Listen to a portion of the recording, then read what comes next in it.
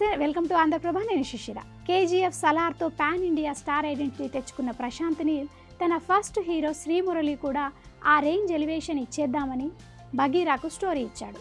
ఎన్నో అంచనాలతో వచ్చిన బగీరా 30 కోట్లు కూడా కలెక్ట్ చేయలేకపోయింది. టాలీవుడ్ దర్శకుడు ప్రశాంత్ వర్మ ఇచ్చిన స్టోరీతో మహేష్ బాబు అల్లుడు గల్లా అశోక్, దేవకీనందన వాసుదేవ ఫ్లాప్ టాక్ తెచ్చుకుంది. దీంతో ఇతడి స్టోరీలపై డౌటు, అనుమానం వచ్చేలా చేసింది. ఇక మరోపక్క తనకే సరైన హిట్ లేదు, మరొకటికి కథలు ఇస్తాడా సంపత్ నంది.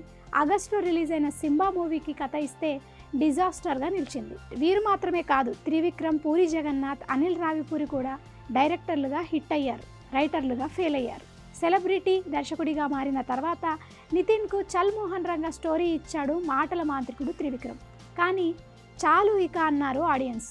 కొడుకుని అర్జెంటుగా రొమాంటిక్ హీరో చేద్దామని రొమాంటిక్ మూవీకి లైన్ ఇస్తే రొట్ట సినిమా అని పక్కన పెట్టేశారు ఆడియన్స్. F2తో సక్సెస్ కొట్టిన అనిల్ రావిపూడి సైతం శ్రీ విష్ణు గాలి సంపత్ మూవీకి స్క్రీన్ ప్లే ఇస్తే అది గాలికి కొట్టుకుపోయింది. ఇక హరీష్ శంకర్, సునీల్ను మరోసారి హీరోగా నిలబెట్టేందుకు వేదాంతం, రాఘవయ్య మూవీకి స్టోరీ ఇస్తే ఆ మూవీ ఉందో లేదో కూడా తెలియదు. ఇప్పటికైనా ఈ 2 పడవల ప్రయాణం ఆపేసి చక్కగా దర్శకత్వం చేసుకుంటే 4 హిట్స్ వస్తాయి, లేదంటే ఇక ఇండస్ట్రీకి రామ్ రామ్ చెప్పాల్సిందే అంటున్నారు ఆడియన్స్.